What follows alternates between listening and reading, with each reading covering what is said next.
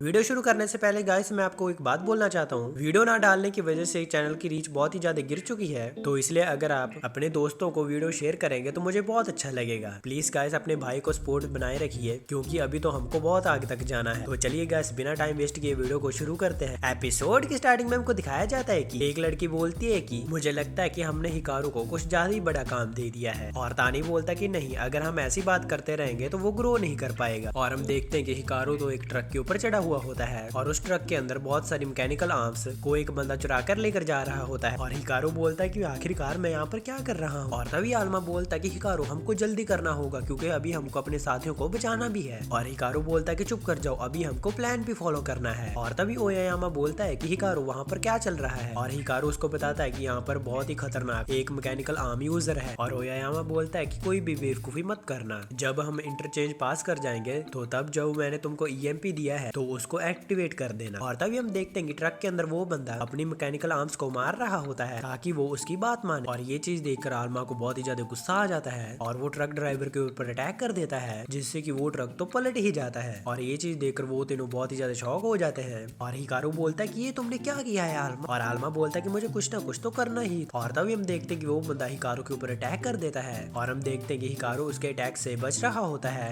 और तानी हिकारू की तरफ बढ़ने लग जाता है। और हम देखते हैं कि वो बंदा हिकारू के ऊपर बॉम्ब्स फेंक रहा होता है, जिससे कि हिकारू बहुत ही मुश्किल से बच पाता है। और तभी वो बंदा उसके करीब आकर उसके ऊपर अटैक कर देता है, जिससे कि वहाँ पर बहुत ही बड़ा धमाका हो जाता है। पर लेकिन हम देखते हैं कि तानी ने उसको बचा लिया होता है। और तानी का मैकेनिकल आर्म कैरेक्स बोलता है कि मुझे लगता है कि आलमा ने फिर से कोई गड़बड़ी की है। और आलमा बोलता है कि मुझे माफ कर देना। और तभी वो बंदा उनके ऊपर अटैक कर देता है। पर लेकिन हम देखते हैं कि आकी आकर उसको दूर फेंक देती है। और आकी बोलती कि हिकारू अगर तुम इसको कंट्रोल नहीं कर सकते तो तुम कुछ नहीं कर सकते हो, तो चलो तुम यहाँ से चले जाओ। और हम देखते हैं कि तानी हिकारू को लेकर वहाँ से चला जाता है। और वो बंदा आकी को बोलता है कि अच्छा तो तुम्हारे पास 2 मैकेनिकल आर्म्स हैं, पर लेकिन तुम ये देखो मेरे पास 3 आर्म्स, जिस वजह से मेरा तो जीतना पक्का है। और ये चीज बोलकर वो आकी के ऊपर अटैक कर देता है। पर लेकिन हम देखते हैं कि स्टेमिना बहुत ही कम होने की वजह से वो तो बेहोश हो जाता है। और डेक्स बोलता है कि क्या तुमको सच में लगा था कि तुम बिना ट्रेनिंग किए ही 3 मैकेनिकल आर्म्स को यूज कर सकते हो। और तभी आकी आर्म्स के मेंबर को कॉल लगा देती है। पर लेकिन तभी एक लड़की आकर उस बंदे के साथ कुछ करने लग जाती है, जिससे कि हम देखते हैं कि वो बंदा फिर से खड़ा हो जाता है और उठकर बहुत ही गंदे तरीके से आकी के ऊपर अटैक कर देता है। और आकी उसके अटैक से बचते हुए उसके पास पहुंच जाती है और वो बंदा आकी के ऊपर अटैक कर देता है। पर लेकिन हम देखते हैं कि आकी तो उसके अटैक को रोक लेती है। और हम देखते हैं कि वो बंदा बहुत ही ज्यादा ताकतवर हो चुका होता है। और तभी आकी को उस बंदे के पीछे कुछ दिखाई देता है, पर लेकिन वो बंदा तो उसके ऊपर अटैक कर ही रहा होता है। और इतने में वहाँ पर हिकारू और आलमा आ जाते हैं और उस बंदे को बहुत ही जोर से एक पंच मारते हैं। और आकी बोलती है हिकारू तुम यहाँ पर क्या कर रहे हो, मैंने तुमको जाने के लिए बोला था ना। और तभी हम देखते हैं कि वो बंदा फिर से उनके ऊपर अटैक कर देता है। पर लेकिन हम देखते हैं कि आलमा उसके अटैक को रोक लेता है और फिर वो बंदा उनके ऊपर गाड़ी फेंक देता है। और हम देखते हैं कि हिकारू उसकी गाड़ी से बचते हुए उसके ऊपर बहुत ही जोर से अटैक करते हैं, जिससे कि वो पीछे जाकर गिरता है। और तानी बोलता है कि हिकारू तुमने बहुत अच्छा काम किया है, देखो तुम्हारी वजह से हम कितने ज्यादा मैकेनिकल आर्म्स को बचा पाए हैं। और हम देखते हैं कि आकी उस बंदे को चेक कर रही होती है और वो वापस आकर नहाते हुए अपनी फैमिली के बारे में सोच रही होती है। और वो अपनी छोटी बहन को याद करती है, जो कि आकी को उसको बचाने के लिए बोल रही होती है। और तभी आकी से मिलने के लिए क्वेन आ जाता है और सीनिक्स बोलता है कि क्वेन क्या तुमको उस बंदे से कुछ पता चला। और क्वेन बोलता है कि हमने उसके मैकेनिकल आर्म्स को हटा दिया है, पर लेकिन वो बॉम्ब टाइप मैकेनिकल यूजर नहीं है और उसको खुद भी बॉम्ब टाइप मैकेनिकल आर्म्स के बारे में कुछ नहीं पता है। और डेक्स बोलता है कि पर लेकिन जब हमने उसको हरा दिया था, पर लेकिन पता नहीं वो कैसे बाद में फिर से खड़ा हो गया था, पक्का वहाँ पर कुछ ना कुछ हुआ था। और वैसे भी हमने वहाँ पर कुछ देखा भी था जो कि बॉम्ब टाइप मैकेनिकल आर्म था। और तभी क्वेन बोलता है कि मुझे पता है आकी कि तुम अपनी फैमिली का बदला लेना चाहती हो, तो इसलिए अगर तुमको किसी चीज की जरूरत होगी तो मैं तुम्हारी इसमें हेल्प जरूर करूंगा, पर लेकिन प्लीज हमेशा उसके ऊपर डिपेंड मत रहो। और हम देखते हैं कि आकी वहाँ से चली जाती है। और अगले सीन में हम देखते हैं कि आलमा हिकारू को स्कूल जाने के लिए उठा रहा होता है, पर लेकिन हिकारू तो उठ ही नहीं रहा होता है। और तभी वहाँ पर खिड़की तोड़कर आकी आ जाती है और उसको जबरदस्ती उठाकर स्कूल ले जाती है, जहाँ पर स्कूल के बच्चे उनको ऐसे देखकर हैरान हो जाते हैं। और मैरू बोलती कि क्या तुम लोग रिलेशनशिप में हो, और क्या तुमने एक बात सुनी, हमारी क्लास में एक नया बच्चा आ रहा है जो कि बहुत ही ज्यादा अमीर है। और तभी हिकारू को कोई छत पर बुला रहा होता है और हम देखते हैं कि वो स्टूडेंट कोई और नहीं बल्कि जुन कागामी होता है। और आकी बोलते कि तुम यहाँ पर क्या कर रहे हो, और जुन बोलता है कि मैं यहाँ पर हिकारू के लिए आया हूँ। और आलमा बोलते है कि क्या तुम मेरे पीछे आए हो। और हम देखते हैं कि डेस्क जुन के ऊपर अटैक कर देता है, पर लेकिन जुन उसके अटैक को रोक देता है। और जुन बोलता है कि तुम तो वही लड़की हो ना जिसको मैंने हराया था। और हम देखते हैं कि आकी फिर से जुन के ऊपर अटैक कर देती है और हम देखते हैं कि जुन भी लड़ने के लिए तैयार हो जाता है। और तभी टोडो बोलता है कि जुन तुम तुम तो पहले दिन ही हमारा वादा तोड़ रहे हो। याद है ना मैंने तुम्हारा यहाँ पर ट्रांसफर किस शर्त पर करवाया है। और जुन बोलता है कि हाँ मुझे पता है कि मुझे स्कूल में मैकेनिकल आर्म्स का यूज नहीं करना है। और हम देखते हैं कि जुन नीचे बैठ जाता है और हम देखते हैं कि आकी उसके ऊपर अटैक करने वाली होती है, पर लेकिन तभी हिकारू उसको रोक लेता है। और हिकारू बोलता है कि आकी मुझे नहीं लगता कि ये हमारे साथ लड़ना चाहता है। और जुन बोलता है कि मैं ट्रिगर आर्म को लेकर ही रहूंगा, लेकिन इस टाइम मैं तुम्हारे लिए आया हूँ हिकारू। मेरे साथियों ने मुझको बताया है कि मेरा मैकेनिकल आर्म मेरी बॉडी के साथ कनेक्ट होने में थोड़ा टाइम लगाएगा, जिस वजह से मैं उसकी पावर को टेम्परेरी बेस पर ही यूज कर सकता हूँ। इसलिए मैं तब तक ये जानने की कोशिश करूंगा कि तुम ट्रिगर आर्म को यूज करने के काबिल कैसे बने, और उसके बाद मैं तुमको हराकर उसे छीन लूं। और आलमा बोलता है कि मुझे लगता है कि तुम मेरे बारे में कुछ ज्यादा ही जानते हो, तो चलो प्लीज मुझे कुछ बताओ। उसके बदले में मैं तुमको हिकारू के बारे में सब कुछ बता दूंगा। और हिकारू बोलता है कि चुप कर जाओ आलमा। और हिकारू फिर जुन को बोलता है कि चलो मेरे बारे में छोड़ो, क्या तुम आलमा के बारे में कुछ जानते हो, क्योंकि इसकी मेमोरीज गुम हो चुकी है। और हम देखते हैं कि आकी फिर से जुन के ऊपर अटैक कर देती है, पर लेकिन हम देखते हैं कि आलमा उसको पकड़ लेता है, जिस वजह से तो आकी हिकारू को ही मारने लग जाती है। जुन बोलता है कि मैं तुमको स्कूल में चोट नहीं पहुंचा सकता, पर लेकिन जब तुम घर जा रहे होगे उसके लिए मैं कुछ नहीं कर सकता। और ये चीज बोलकर वो वहाँ से चला जाता है। और हम देखते हैं कि आकी हिकारू के साथ साथ ही घूम रही होती है, क्योंकि जुन से उसको खतरा होता है। पर लेकिन हम देखते हैं कि हिकारू तो उससे बचने की कोशिश कर रहा होता है, बहुत ही मुश्किल से उससे वो पीछा छुड़वा लेता है। और हिकारू बोलता है कि उसके चक्कर में तो मैं खाना भी नहीं खा पा रहा हूँ, आखिरकार अब मुझे क्या करना चाहिए। और जुन बोलता है कि अच्छा अगर ऐसी बात है तो चलो मैं तुमको खाना खरीद कर देता हूँ, क्योंकि मेरे साथी ने मुझे कहा था कि शायद से तुम खाने की वजह से ट्रिगर आर्म को यूज कर पा रहे हो, तो इसलिए मैं जानना चाहता हूँ कि तुम क्या खाते हो, चलो मुझे तुम्हारे लिए खाना खरीदने दो। और तभी आलमा बोलता है कि ये कार्ड तो सुपर अल्ट्रा ब्लैक कार्ड, जो कि बहुत ही ज्यादा बड़े अमीरों के पास होता है। और हिकारू बोलता है कि तुम तो ह्यूमैनिटी के बारे में कुछ ज्यादा ही जानते हो, तो चलो ठीक है जुन, मुझे भी तुमसे कुछ पूछना है। और तभी हम देखते हैं कि पीछे से आकी आकर हिकारू को अपनी गोद में उठा लेती है। और आकी बोलती कि तुमको क्या लगता है जुन, कि तुम हिकारू को लंच का लालच देकर उसको अपने साथ ले जाओगे, और अगर तुमको वैसे खाना खरीदना ही है तो तुम मेरे लिए खाना खरीद कर दो, और मैं सुपर टॉप ग्रेड याकीनू बफेट खाना पसंद करती हूँ। और हम देखते हैं कि आकी से बचने के लिए हिकारू बॉयज वॉशरूम के अंदर चला जाता है, और वो बोलता है कि जब तक आकी मेरे साथ है मैं तब तक जुन से बात नहीं कर पाऊंगा। मुझे पूरा यकीन है आलमा, उसको पक्का तुम्हारे बारे में कुछ ना कुछ पता है। और आलमा बोलता है कि क्या तुम्हारे पास कोई प्लान नहीं है। और हिकारू बोलता है कि एक सेकंड, आज तो स्पोर्ट्स टूर्नामेंट है, तो शायद मैं उससे वहां पर बात कर सकता हूँ। और हम देखते हैं कि हिकारू जुन को ढूंढ रहा होता है, और तभी एक बॉल आकर उसके सर पे लगती है। और हम देखते हैं कि जुन एक पेड़ से उसके ऊपर नजर रखे हुआ होता है, और वो बोलता है कि ये इस तरह आखिरकार क्यों मूव कर रहा है, इसके पास तो ट्रिगर आर्म है, पर लेकिन ये तो फिर भी कितना ज्यादा कमजोर है। और तभी पीछे से आकी जुन के ऊपर बॉल फेंकती है,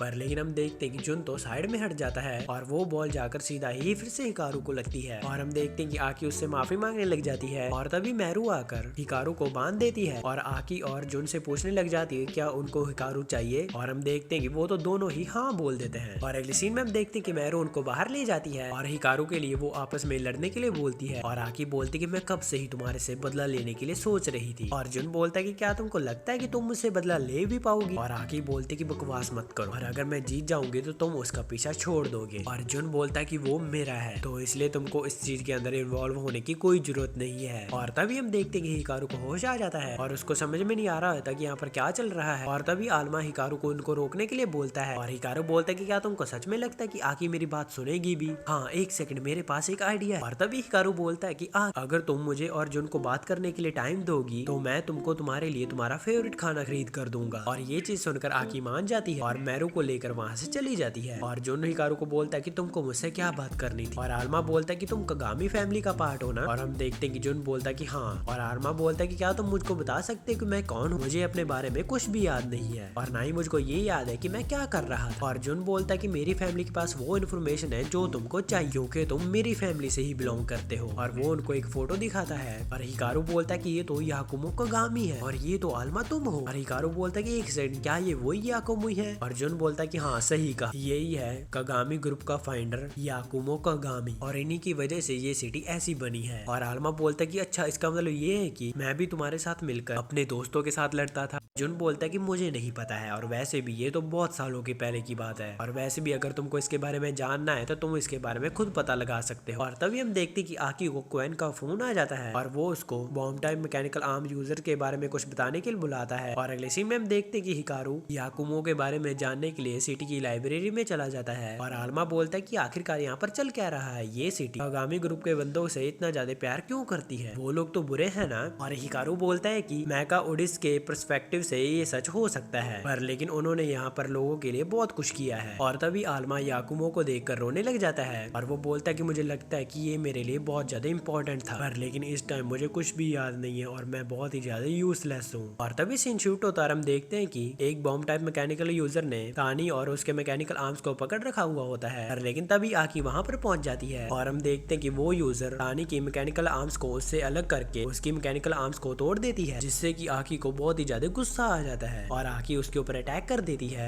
और हम देखते हैं कि वो लड़की तानी के मैकेनिकल आर्म्स की जगह पर कुछ और लगा देती है, जिससे कि तानी एक तरह पागल ही हो जाता है। और हम देखते हैं कि आकी के ऊपर अटैक कर देता है और हम देखते हैं कि आकी तानी के साथ लड़ना शुरू कर देती है और इसी चीज का फायदा उठाकर वो लड़की वहाँ से भाग जाती है। और तभी आकी तानी को एक जोरदार मुक्का मारती है, जिससे कि तानी बेहोश हो जाता है और हिकारू को कॉल करके तानी का ध्यान रखने के लिए बोलती है और वो खुद उसी लड़की के पीछे चली जाती है। और हिकारू तानी की ये हालत देखकर बहुत ही ज्यादा शॉक हो जाता है और उसको आर्म्स के हेडक्वार्टर ले जाता है, जहाँ पर उसका ट्रीटमेंट शुरू कर दिया जाता है। और एल्जिस बोलता है कि तुम तानी को यहाँ पर टाइम पर ले आए, जिससे कि अब उसकी जान बच पाएगी, तो इसलिए थैंक यू हिकारू। पर लेकिन कैरेक्स नहीं बच पाएगा और हिकारू बोलता है कि ये तुम क्या बोल रहे हो, क्या तुम इसको ठीक नहीं कर सकते हो, ये तो मशीन है ना। और एल्जिस का मैकेनिकल आर्म बोलता है कि तुम्हारी तरह ही अगर हम एक बार मर जाते हैं तो हम दोबारा ठीक नहीं हो सकते हैं। मैकेनिकल आर्म्स भी हमारे तरह ही एक लिविंग क्रिएचर हैं, जो कि मैकेनिकल लाइफ फॉर्म्स हैं। हम लोग यहाँ पर अलग डिमेंशन से आए हैं ताकि हम उन साथियों को बचा सके जिन्होंने अपनी पावर को खो दिया था, और साथ में हम अपने होमलैंड को भी बचाने के लिए आए थे। और डायला ने हमें लाइफ दी है, जो कि बहुत ही अलग दुनिया में मिलता है और हमारी दुनिया में यही कहानी फेमस है। और एल्जिस बोलता है कि और इसी वजह से मैकेनिकल आर्म उसी ओडेला को ढूंढते हुए हमारी दुनिया में आए थे, जिसके बाद हम ह्यूमन से मिले, जिसके बाद हमको पता चला कि ह्यूमन एक ऐसी प्रजाति है जो कि खुद आर्बिट्रियम बना सकती है। और उसके बाद हमने ह्यूमन की मदद से ओडेला को ढूंढ लिया। पर लेकिन जब हम ओडेला को एक्टिवेट करने के लिए एक्सपेरिमेंट कर रहे थे, पर लेकिन तभी वहाँ पर अचानक से एक एक्सीडेंट हो गया और ओडेला आउट ऑफ कंट्रोल हो गया था, जिसको सील करने के लिए आलमा ने अपनी पूरी ताकत लगा दी थी और वो खुद भी गहरी नींद में सो गया था। ब्रदर तुम ही हो जो कि ये जानता है कि ओडेला को कैसे एक्टिवेट किया जा सकता है या फिर ओडेला को सील कैसे किया जा सकता है। और एल्जिस बोलता है कि जो लोग ओडेला को सील करना चाहते हैं या फिर उसको एक्टिवेट करना चाहते हैं, उनके लिए आलमा बहुत ही ज्यादा इंपॉर्टेंट है। और तभी हम देखते हैं कि तानी का मैकेनिकल आर्म कैरेक्स मर जाता है और हम देखते हैं कि आकी भी उस लड़की को ढूंढ लेती है और वो बोलती कि अब मैं तुमको भागने नहीं दूंगी, तुमने ही मेरी फैमिली मेंबर्स को मारा है, तो चलो फिर मुझे तुम्हारा फेस देखने दो। और तभी आकी उसके हाथ में एक डॉल देखती है और वो शॉक हो जाती है।